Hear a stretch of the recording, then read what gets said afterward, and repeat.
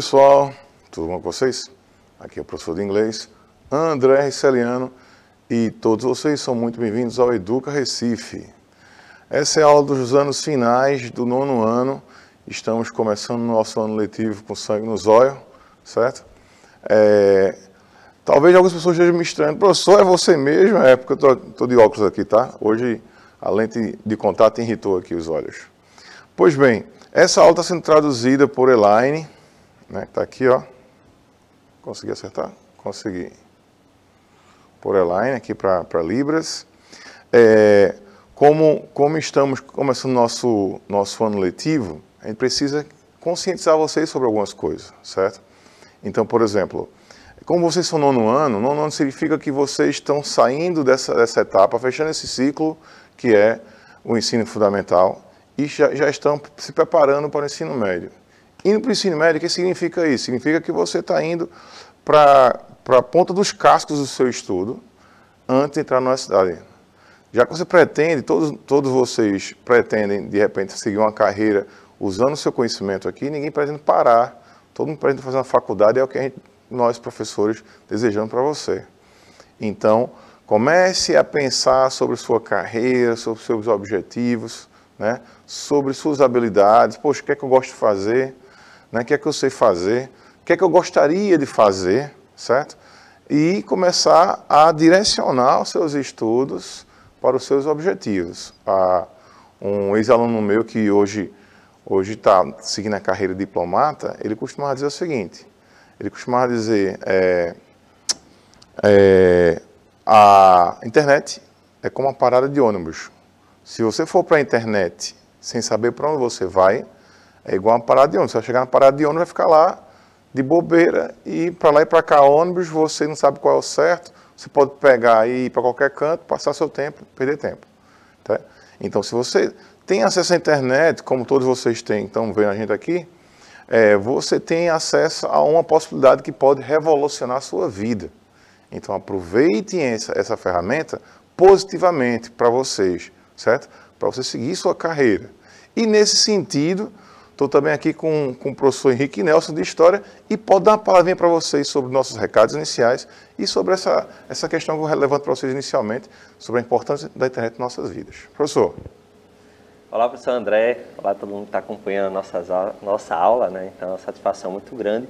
Gente, ó, eu estou aqui no chat, nós estamos ainda, né, no início mesmo do nosso trabalho, e aí a gente vai começar, né, realmente a construir essa relação através do nosso aplicativo, com a interação, né, aqui ao vivo nas aulas. E aí eu já, né, recomendo a vocês que quem ainda não baixou o aplicativo do Educa Recife, vocês podem baixar o aplicativo, tá certo? Na loja, vai lá, bota Educa Recife, na loja do app, do sistema iOS, do Android. Vocês podem utilizar o QR Code, né, que vai aparecer no cantinho da tela, para que vocês possam baixar, né, o aplicativo, enfim. E depois, né, quando estiver tudo funcionando direitinho, a gente vai poder interagir aqui durante as aulas, vocês mandarem perguntas para o professor André, para mim, enfim. Mas é isso. E aí o professor estava falando sobre a internet, né? Daí a importância, né? A gente poder interagir, poder aprender, poder pesquisar. E aí é importante dizer também o seguinte, que o nosso aplicativo da Educa Recife, vocês não precisam utilizar, né, os dados do seu aparelho de telefone, no caso, ou usar outra internet, porque a internet é totalmente financiada. Né? Então, ao entrar no aplicativo, vocês podem acompanhar nossas aulas, podem conversar conosco, sem usar nenhuma internet. Né, que o aplicativo já dá conta disso, tá bom? Então é isso, gente. Vamos lá acompanhar a aula. Eu estou por aqui, professor. Beleza, professor Henrique Nelson. Genial. Vai ser perfeito para hoje que a gente vai ter tem um joguete aí entre inglês e história também, na nossa aula de hoje. Beleza, ó. Nosso assunto de hoje, pessoal. Passado simples, verbos irregulares e o uso e esse used to, certo? Eu vou abordar esses 3 tópicos hoje aí de forma bem diferente. Vamos ver lá. Abra essa imagem pra gente aí, ó. Vocês estão vendo aí uma imagem paradisíaca e linda, né?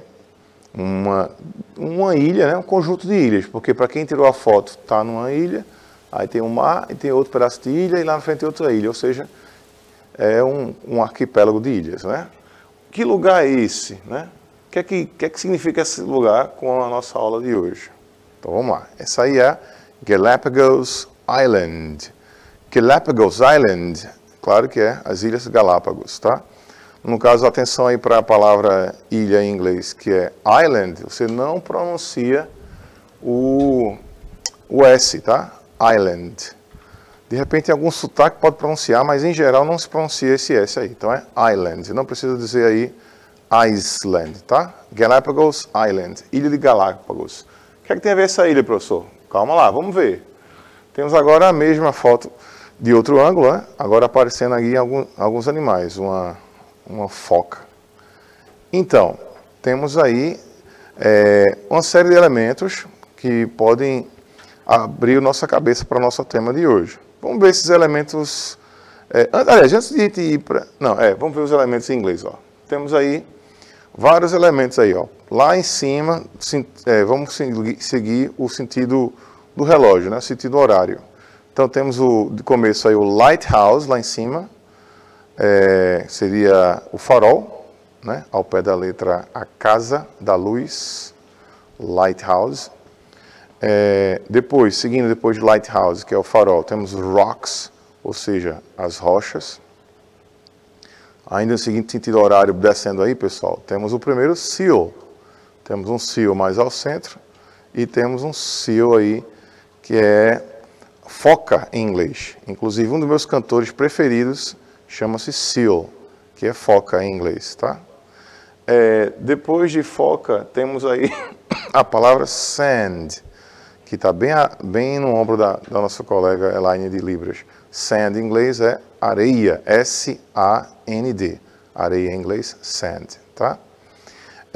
Ao centro temos a palavra praia, coloquei aí porque é uma praia com rocha, né? Então, beach em inglês é praia, tá? Beach. De novo temos o seal, ao centro da imagem.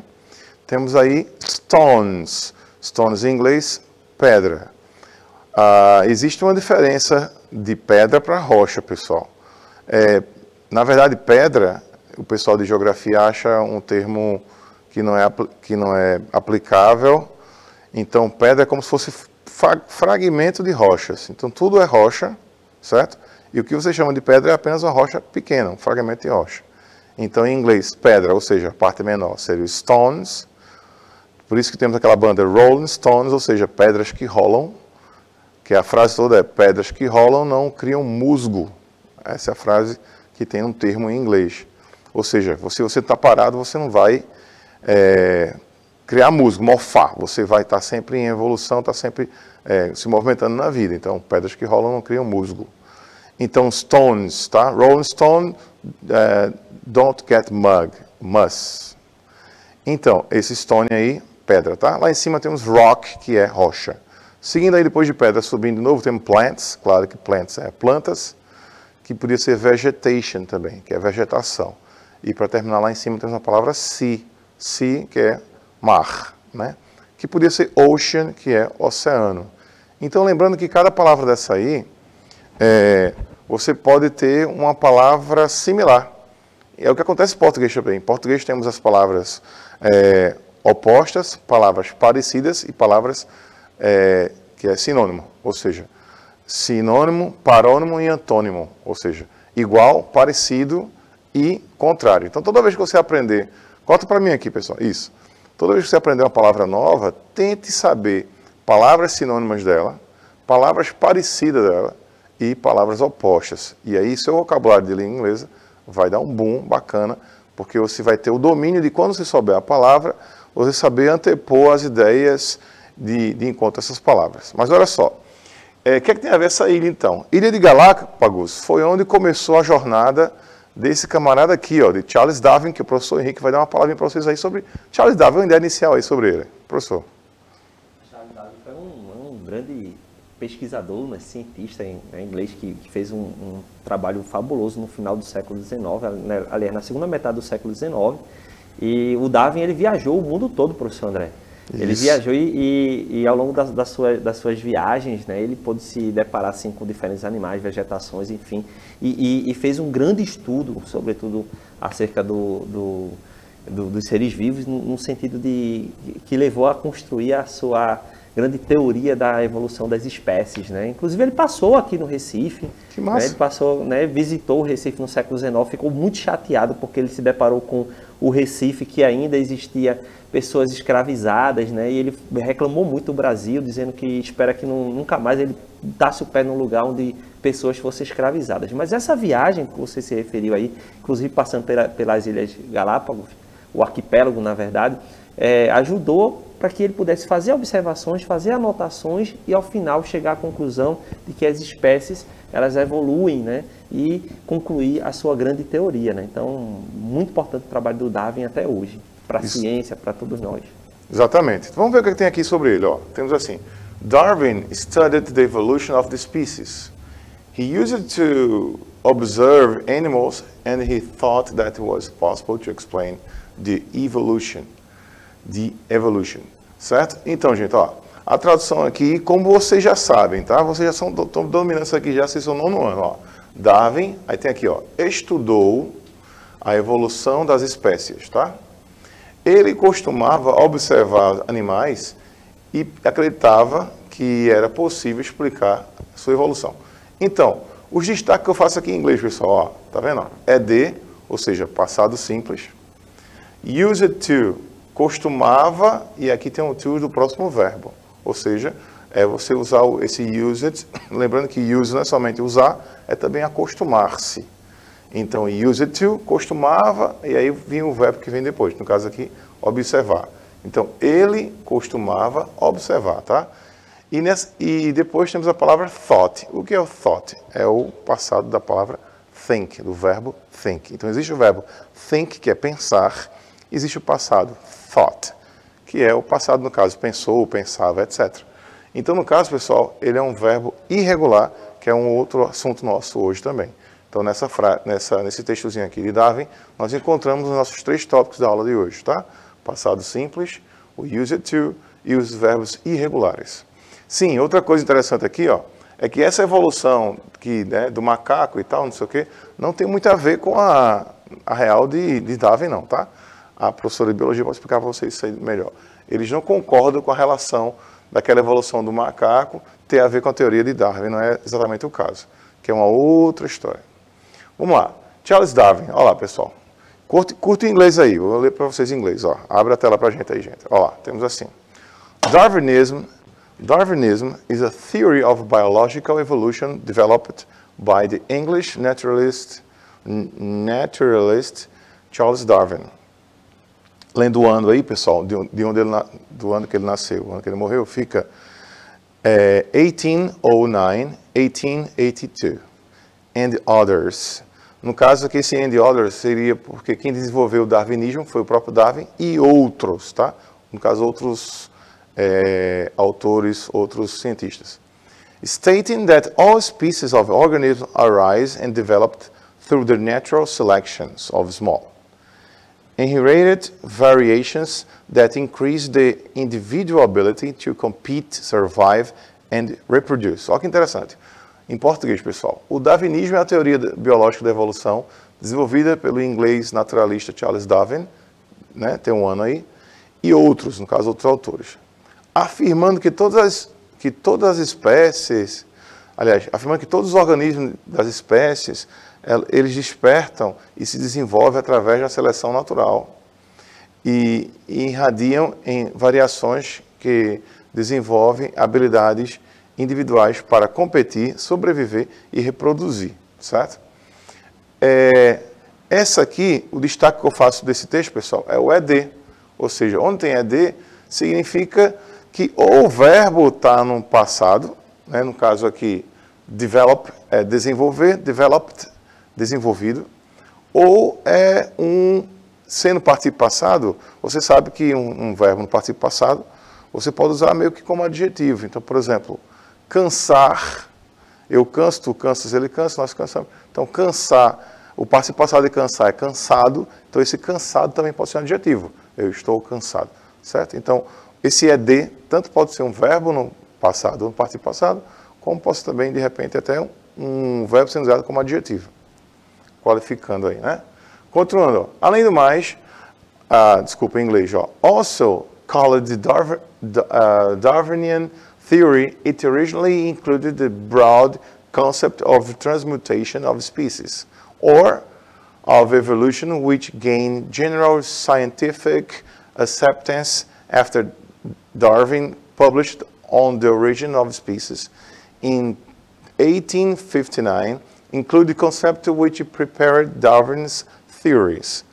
English biologist Thomas Henry Huxley coined the term Darwinism in April 1860. Ou seja, além do mais, atenção para essa palavra also.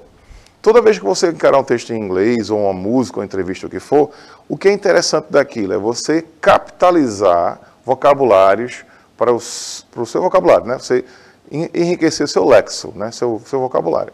Como você faz isso? Você observa que tem termos que você já viu em outros carnavais. Então, esses termos que você já viu, essas palavras que você já viu em outras situações, você tem a obrigação de saber, tá?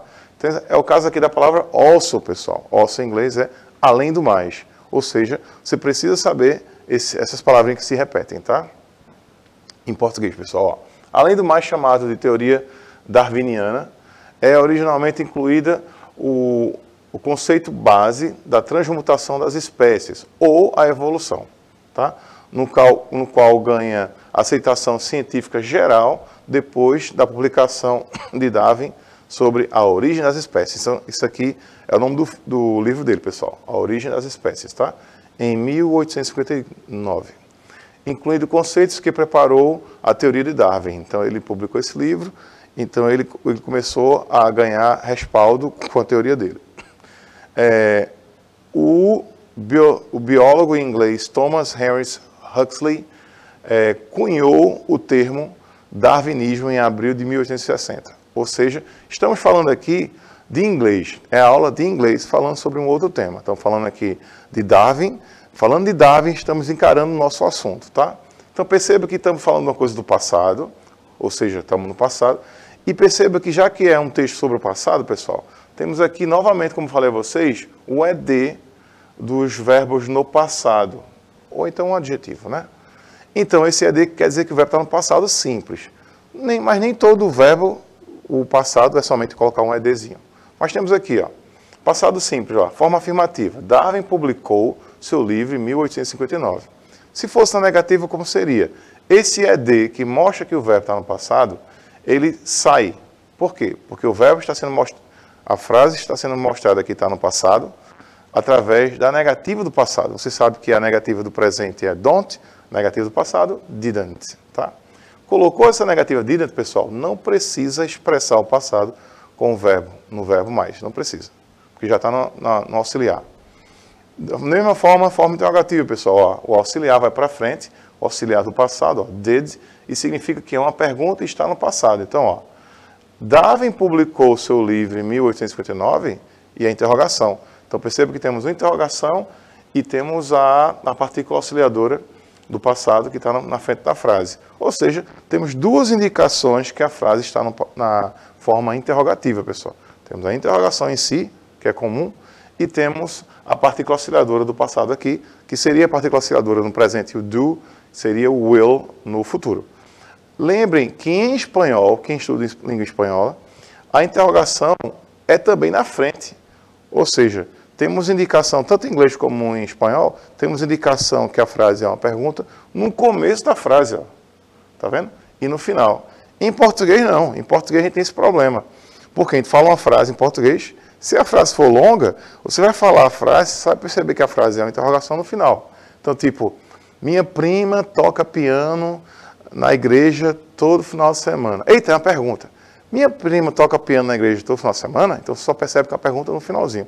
Em inglês e em espanhol, você já percebe no começo da frase, então você já impõe a entonação correta da frase interrogativa.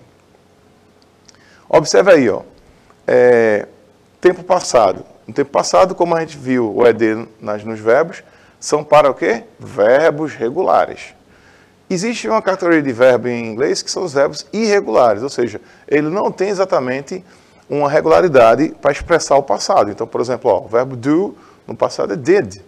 Go é went. Read é read mesmo, só muda a pronúncia. Read.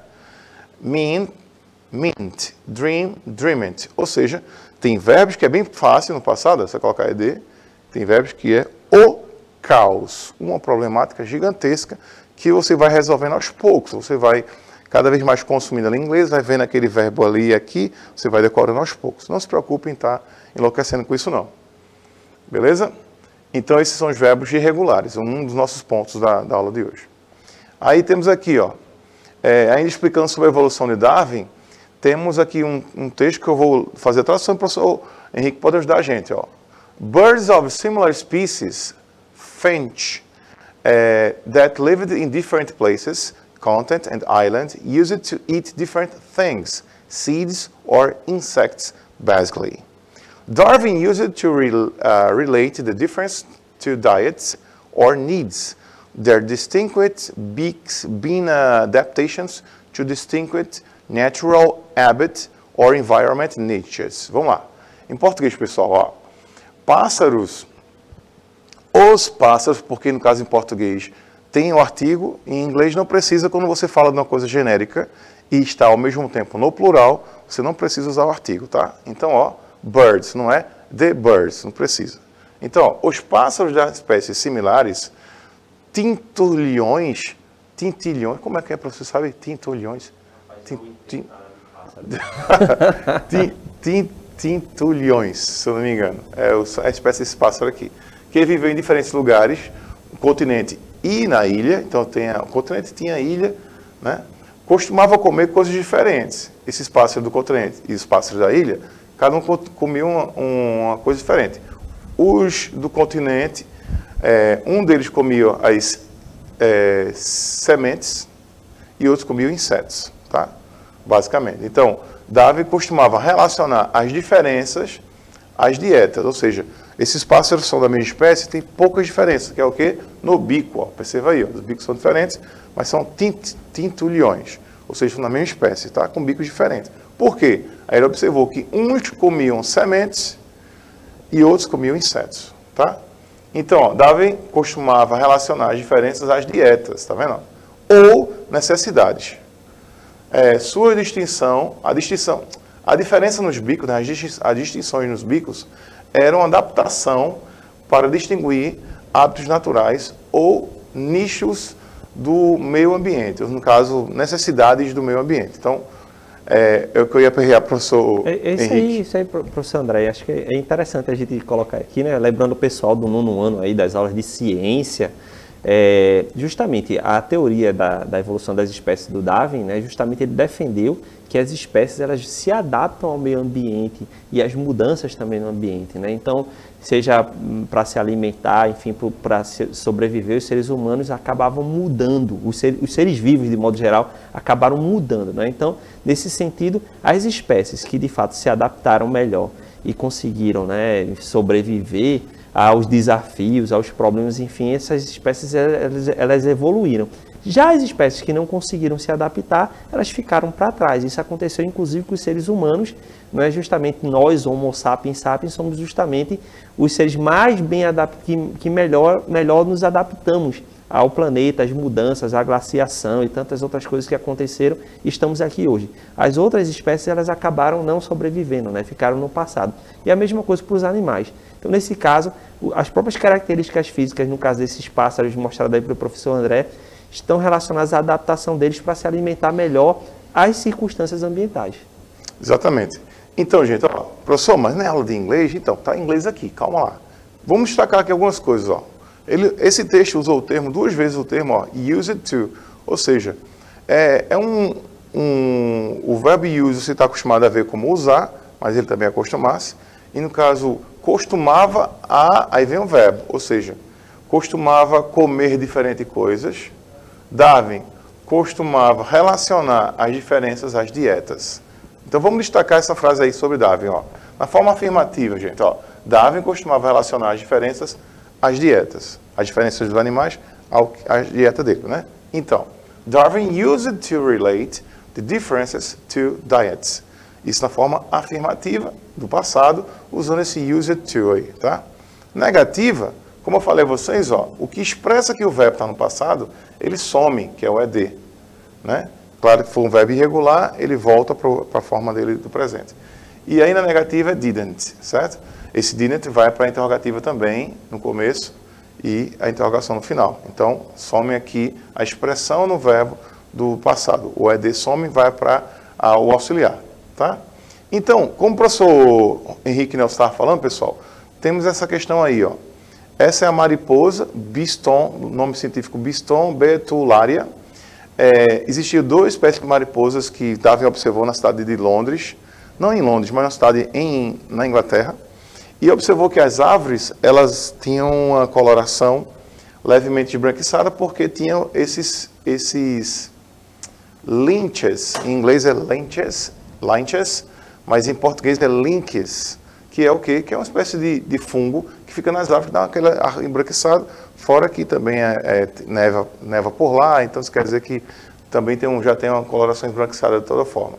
Essas são o quê? São árvores limpas, tá? Nessa época, antes da Revolução Industrial, as árvores eram limpas, o ambiente era limpo, então tinha menos mariposas pretas e mais mariposas pálidas. Como assim, professor? Não entendi. Ó. Vou ler aqui em português para vocês. Ó. Em português direto, nosso tempo já está apertando aqui já. Ó. As mariposas pontilhadas, né? Com pontinhos, né? Como é que posso dizer? As mariposas salpiscadas, vamos dizer assim, com pontinhos, né? É o nome das mariposas. Existem duas formas. A pálida, né? A mais branca, e a dark, a escura, escurecida. E a relação de sucesso dessas formas providenciava um exemplo para a teoria de Darwin, da evolução natural, né, da seleção. Desculpa, gente, a teoria da evolução através da seleção natural, como o professor Henrique bem falou. Ó, de acordo com os estudos, a pálida e a escura eram mariposas que se explicavam por quanto bem camufladas elas eram para os pássaros, em madeiras poluídas e madeiras limpas. No caso, numa mata poluída, numa mata limpa. Ou seja, a Revolução Industrial afetou diretamente na vegetação e nos animais também. Então, veja só. Ó, aqui, como eu já falei, o passado a gente já viu. Então, ó lá. Você estava vendo aqui as duas, não está vendo mais. Árvores poluídas, mesma coisa. Ó. Você estava vendo aqui as duas e uma delas sumiu. Tá vendo? Então, essa é a questão aqui para a evolução. Ó, aqui estão fotos reais, ó, como a das mariposas. E aí terminamos com uma frase aqui de Darwin, que diz o seguinte, ó. It's not the strongest of the species that survives, not the most intelligent that survives. It is the one that's the most adaptable to change. Ou seja, não é o mais forte das espécies que sobrevive, não é o mais inteligente que sobrevive, é aquele que está mais adaptável às mudanças. Professor Henrique Nelson. Ó, gente, satisfação estar participando aqui da aula do professor André, né? Então, de fato, o Darwin, né, fez esse estudo e deixou para a gente aí a necessidade de olhar o meio ambiente, de poder nos adaptar. E nesse momento a gente adaptar quer dizer também, eu acho que para a gente no século XXI, o grande desafio é olhar para o meio ambiente e poder cuidar dele também, né? Além de se adaptar às mudanças que estão acontecendo. Então, professor, satisfação de participar aqui, adorei a aula. E aí, gente, ó, volto daqui a pouquinho com a aula de história. Fique por aí, tá bom? Exatamente. Então, gente, ó, a gente está fechando um ciclo que foi o ano passado e começando um outro. Ou seja, você tem que se adaptar também às novas necessidades que você está tendo agora para esse novo ciclo, desse novo ano letivo, tá? Nessa pandemia, essa loucura toda. Então, ó, tarefinha de casa, gente, ó, responda em inglês. Você se considera uma pessoa adaptável? O que você costumava fazer nesse sentido, né? Ou seja, você vai responder isso em inglês e mandar para a gente. Fica a sugestão de atividade aí também para o nosso professor de inglês na sua escola, no Show na Escola. Tamo junto, cheiro, um tchauzinho de miss para vocês assim, ó. Até a próxima.